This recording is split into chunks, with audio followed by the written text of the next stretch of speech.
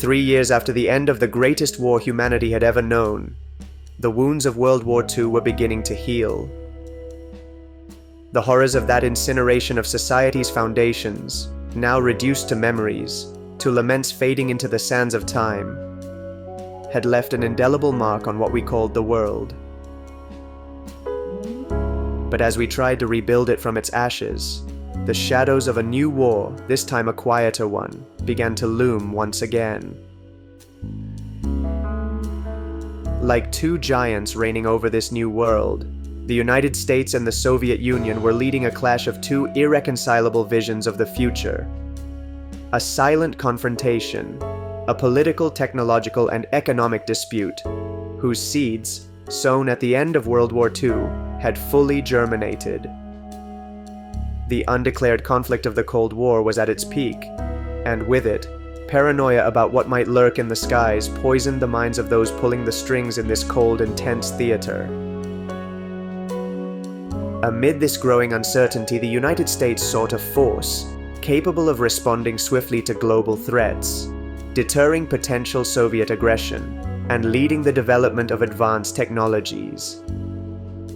This resolve led to the establishment of the United States Air Force as an independent branch of the military, tasked with protecting U.S. airspace and ensuring security against external threats. The Air Force launched Project Sign in September 1947. This official research project on unidentified flying objects enlisted scientists and universities to help intelligence services determine whether these phenomena posed military threats to the nation. Many events, considered inexplicable at the time, were reopened and re-examined. Among them, one in particular fell into the hands of former Commander William Goss. Now a university professor, he was assigned the task of revisiting one of the most bizarre incidents in recent history on behalf of the Air Force. An extraordinary chapter in the national memory about the day the skies over the city of dreams erupted. A night when something whose nature remained indecipherable 6 years later unleashed panic over Los Angeles. Strange radar readings, reports of unexplainable sightings, inconsistencies in official accounts, and a storm of fire and projectiles unleashed in the sky. William was tasked with reconstructing the events of the early hours of February 24, 1942, to uncover the truth behind a series of incidents that had shaken a nation gripped by chaos and fear, leading even the staunchest skeptics to entertain scenarios that defied everything we thought we knew. A case prematurely closed. He had to delve into what the media had dubbed the Battle of Los Angeles. On the morning of December 7, 1941, the Imperial Japanese Navy, in a surprise military offensive, attacked the United States Naval Base at Pearl Harbor, Hawaii. The devastating attack, which claimed 2,403 lives, united the American people in support of the war. It was a turning point for a nation that had until then pursued a policy of neutrality in World War II. The day after the attack, December 8th, President Franklin Roosevelt, describing it as a date that would live in infamy, declared war on Japan. Congress officially marked the U.S. entry into the conflict. The attack on Pearl Harbor sparked a wave of fear and paranoia on American soil, particularly along the West Coast, which was more vulnerable to potential Japanese attacks targeting California's vital ports, military bases, and industrial hubs. These fears materialized less than 3 months after the Pearl Harbor tragedy, on the night of February 23, 1942, when an Imperial Japanese Navy I-17 submarine surfaced off the coast of California near Santa Barbara. Using its deck gun, it fired about 17 shells at the Elwood oil field, marking the first direct attack on U.S. soil during World War II. While the damage was minimal, with no significant casualties or injuries, Japan succeeded in proving that its forces could reach the continental United States. The attack demoralized the population and amplified fears that the West Coast was vulnerable to Japanese incursions. This growing tension played on the minds of civilians and military personnel alike, leading up to the events of the night of February 24th. The day after the attack on the oil facility, naval intelligence issued a warning that a Japanese attack could be expected within the next 10 hours.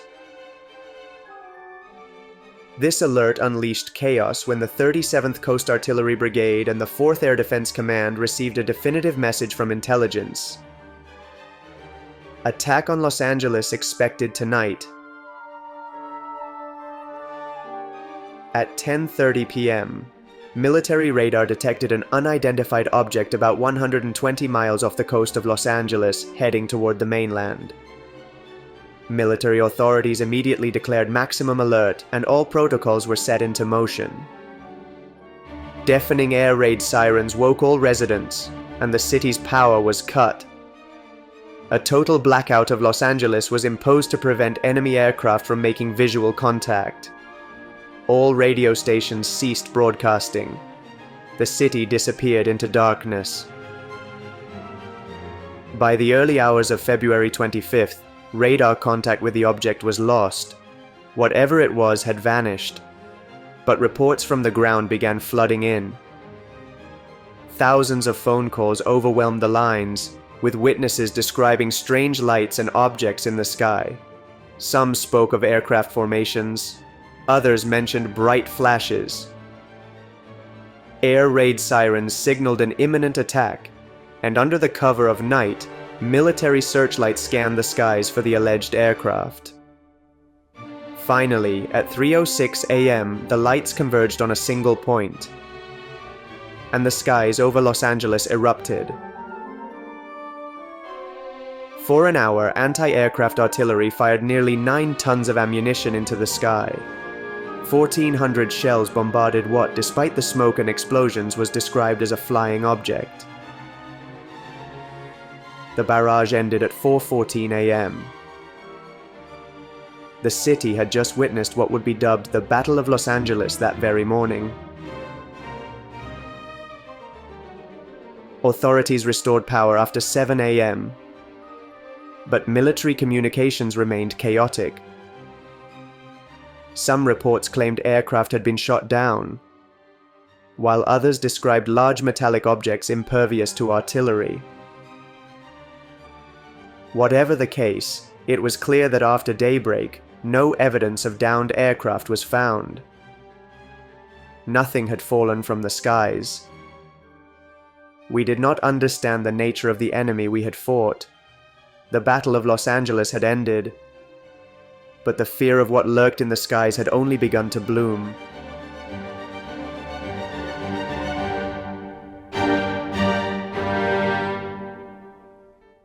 The panic of the night still lingered in the air. Silence reigned supreme. Fragments of anti-aircraft projectiles had fallen on homes and vehicles, causing minor damage. At least 5 deaths were reported, the result of traffic accidents amidst the chaos and heart attacks tied to the widespread terror. The confusion of people who still didn't understand what had happened in the previous hours was only heightened by the first news of the day. Newspapers began covering the incident with contradictory reports, further fueling public fear. It wasn't just that some publications reported enemy planes being shot down, while others suggested that anti-aircraft defenses had failed to intercept them. The Los Angeles Times published a photograph that sparked a media firestorm. The photograph, taken during the barrage, showed searchlight beams converging on a single point in the sky, where a glowing flying object appeared to be resisting the anti-aircraft artillery's onslaught. The confusion stirred by the photograph from the nation's second most read newspaper was only exacerbated by the first official statements. At a press conference in Washington, Secretary of the Navy Frank Knox claimed that the incident had been a false alarm.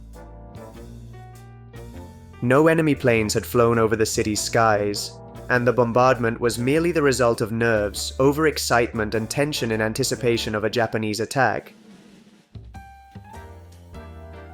However, at the same time, Secretary of War Henry Stimson stated that as many as 15 aircraft had flown over Los Angeles the previous night.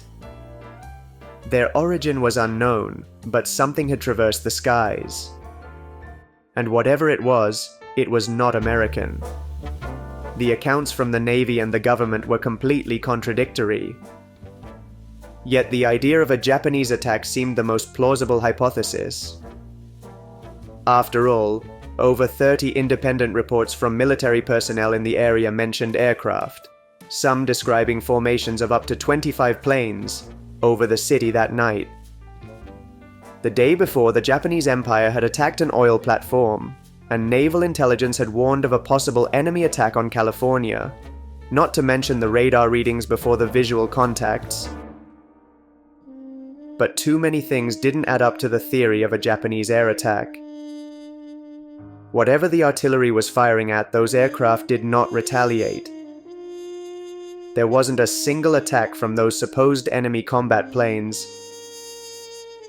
Similarly, it was unexplainable that after an hour of bombardment involving 250 ground-based artillery units and over 1,400 shells, not a single aircraft was downed. Nothing was found, no debris whatsoever, on Los Angeles soil, only American shrapnel.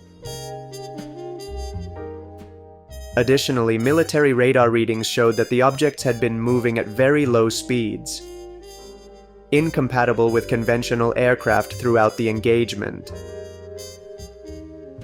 An official statement from the Japanese Navy even denied involvement in the incident. Japan categorically denied having any connection to the Battle of Los Angeles. With the possibility of a Japanese attack ruled out, authorities were quick to attribute the phenomenon to a simple case of mass hysteria, reinforcing Secretary Knox's claim that nothing had flown over Los Angeles skies on the night of February 24, 25. Mass hysteria became the explanation provided by the Navy. All the ingredients for collective paranoia had converged in the city of dreams. The attack on the oil platform the day before, the scars of Pearl Harbor, the relentless media barrage about the threat on the West Coast, especially in California. All these elements combined to create an atmosphere of fear and nervousness that erupted at the slightest sign of alarm. It all started with radar readings. Radars that were far from perfect. The technology was still in its infancy, and false positives were a constant during the early years of World War II. The coastal radars of California may have produced erroneous readings of objects that weren't there. Perhaps even birds flying over coastal waters, which would explain the low speeds recorded and their sudden disappearance. But the alerts were enough to unleash chaos. It takes only the smallest justification for deeply ingrained fears to take hold. And even the most skeptical mind can be swayed. The lights, the objects, the flashes, and all the sightings that led to firing at the skies may have been nothing more than the result of mass hysteria. Thus, the chapter was closed in February 1942. Nothing had flown over the city's skies. All we did was fire at the shadows of our fears. Collective panic as the trigger for the Battle of Los Angeles. The case was closed, and amidst the despair and wounds inflicted by World War II, with thousands of American families seeing their loved ones lose their lives in Europe, the importance of the event quickly faded. Understandably, society lost interest in what had transpired that night. The Battle of Los Angeles became a mere memory. A strange chapter in the history of a nation facing far more significant challenges. But 6 years later, after the end of the conflict that had stopped time, there was a reason why the book had been reopened to that page. If they had been tasked with rewriting the case, it was because mass hysteria could not explain everything. They had to find a new path into the shadows of that night.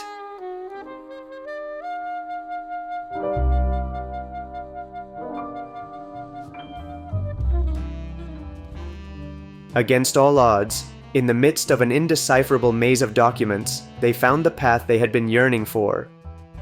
Reports from the 203rd Coastal Artillery Unit revealed that 2 hours before the bombardment, a weather balloon had been launched to gather data on atmospheric conditions.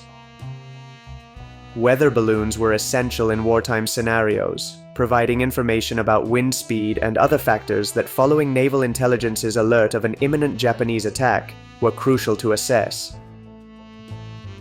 At 3 in the morning, 2 additional balloons were deployed. At that moment, without efficient communication between units, unaware of their launch and presence in the atmosphere, 3 weather balloons were drifting through the skies of a city in the grip of hysteria. And just 6 minutes later, the barrage of projectiles erupted. It was possible that those 3 weather balloons had triggered the Battle of Los Angeles. In fact, Colonel Ray Watson, in charge of the unit that launched the devices, attempted to warn other divisions not to fire, explaining that the targets being illuminated were US balloons. The balloon theory also explained the slow movement reported, a detail repeated in all eyewitness accounts.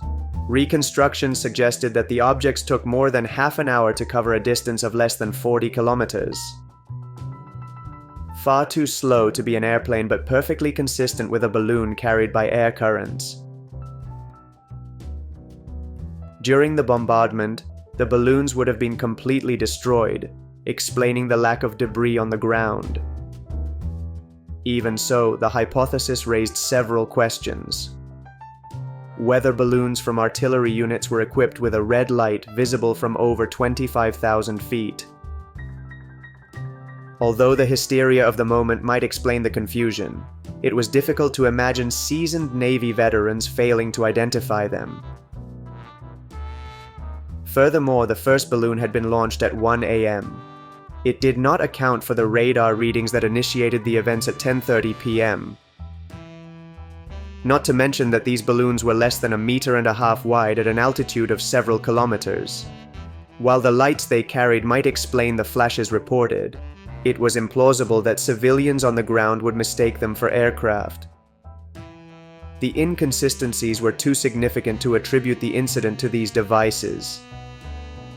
Yet, they felt they were on the right track. Perhaps weather balloons weren't responsible for the Battle of Los Angeles, but another type of balloon might have been. In 1933, Japanese Lieutenant General Reikichi Tada initiated a hydrogen balloon bomb program known as Fugo. This secret military operation involved launching incendiary balloons toward the United States to ignite fires in urban and rural areas, sowing chaos across the nation. The project was conceived as a way to attack American soil without resorting to conventional airstrikes or the suicidal mission a full invasion would entail. Fugo balloons were hydrogen-filled and designed to float from Japan to the United States using air currents over the Pacific Ocean in less than 30 hours. These balloons were 10 meters in diameter, much larger than weather balloons. If Japan had launched such balloons on the same day as the attack on the oil platform, they would have reached the west coast on the night of the incident. Explaining the slow speed of the objects, visual reports of Zeppelin-like craft, and even the prior radar readings. We know approximately 9,000 Fugo balloons were launched across the Pacific, around 300 of which reached North America. Of these, a few managed to land and cause fires, even leading to the death of a family in May 1945 when they inspected one of the balloons that had landed in Oregon. They had a near-perfect theory to explain the events of that night in Los Angeles, if not for one small detail that undermined it all. The mass production of Fugo balloons began in 1944, 2 years after the Battle of Los Angeles. Although it was plausible that preliminary tests with prototypes were conducted, the likelihood was too slim to solve the mystery. Unable to provide answers to the questions, news that the reopened case remained unresolved after months of study spread to the general public. A new theory began to take root in the collective imagination of the United States. The connection between the Battle of Los Angeles and the paranormal world was starting to be forged.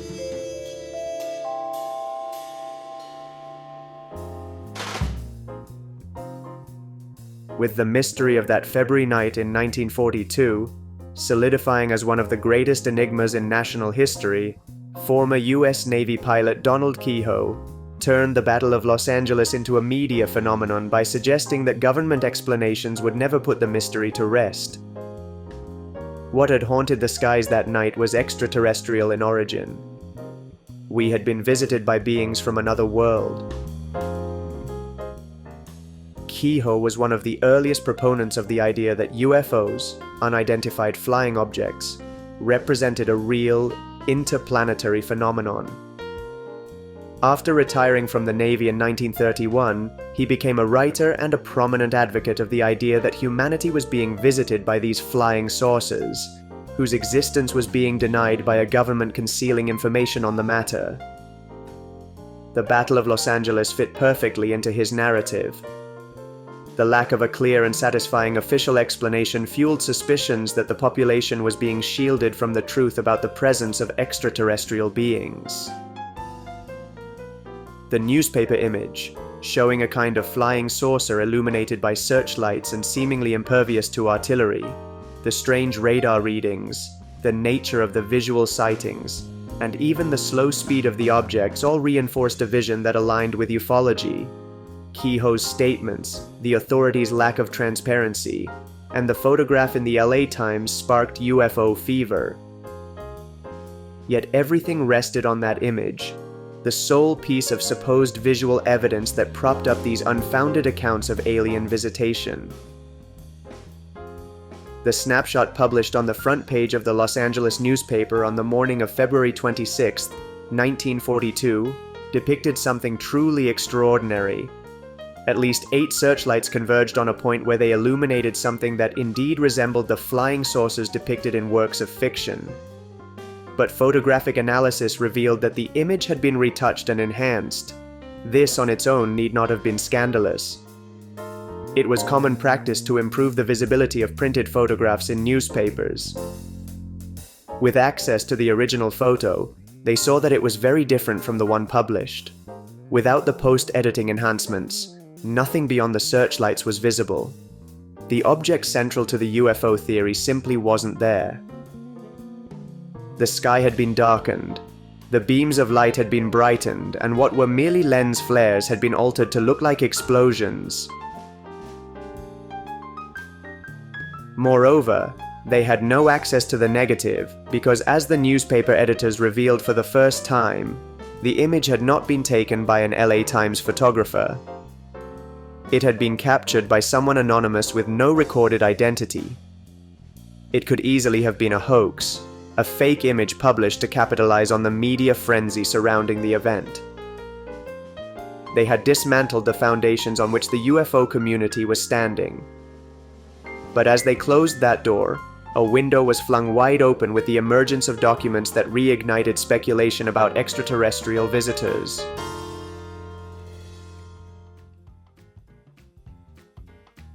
Amid the UFO craze, a supposedly authentic exchange of communications between George Marshall, then Chief of Staff of the US Army, and President Franklin Roosevelt surfaced.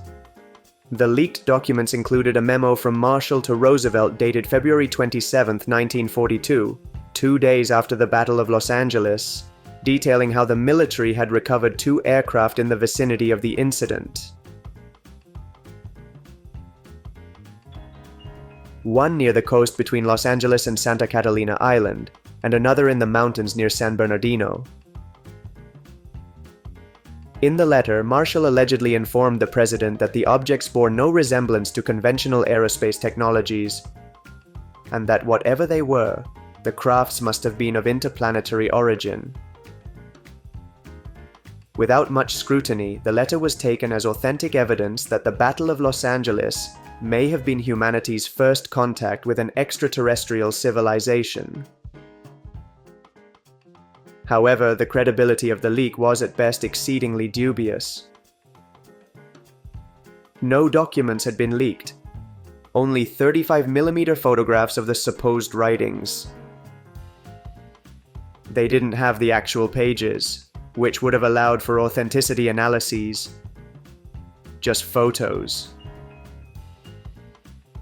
Even so, many experts debunked the documents as forgeries. They contained expressions, terminology, and writing styles inconsistent with both the era and the language used in official government correspondence. Headers, typefaces, seals, and even signatures didn't match the authentic formats used by the Roosevelt administration. They were riddled with errors that revealed their unofficial origin, even as mere photographs of the alleged writings. Someone had fabricated the entire story in an attempt to bolster conspiracy theories about extraterrestrial contact, supporting a theory that lacked verifiable historical foundations and scientific backing. Once again, extraordinary claims required extraordinary evidence, something UFO enthusiasts had failed to provide. They had closed the door on speculation that nearly dragged the events of that winter night in 1942 into the realm of pure fantasy. But the mystery lived on. They were left with virtually no leads to follow. Everything pointed to one final path: a journey into the darkest corners of the state and the secrets concealed in the name of national security. It was time to find an exit amid the uncertainty.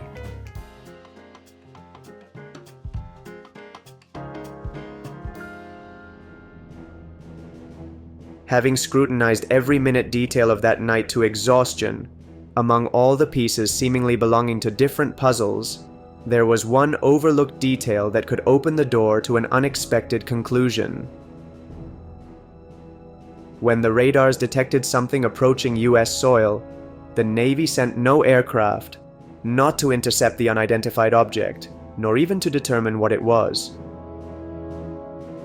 The fact that the military did not deploy its forces in response to this initial radar signal suggested they knew there was nothing out there. That it was all a deception operation orchestrated by the government. The Battle of Los Angeles might have been a conspiracy. And unfortunately, there was a solid motive behind these speculations. Following the Japanese attack on Pearl Harbor, paranoia and racism against people of Japanese descent intensified across the country, particularly on the West Coast. Many feared that Japanese residents, even those born in the United States, and thus rightful citizens, might remain loyal to the Japanese Empire. Fears of espionage and sabotage led to one of the most controversial and criticized decisions in US history. On February 19, 1942, President Franklin Roosevelt signed Executive Order 9066, a decree that allowed the military to designate military zones from which anyone deemed a threat to national security could be excluded. Although it did not mention them directly, the order was primarily used to justify the detention of over 125,000 Japanese people, 2/3 of whom were US citizens.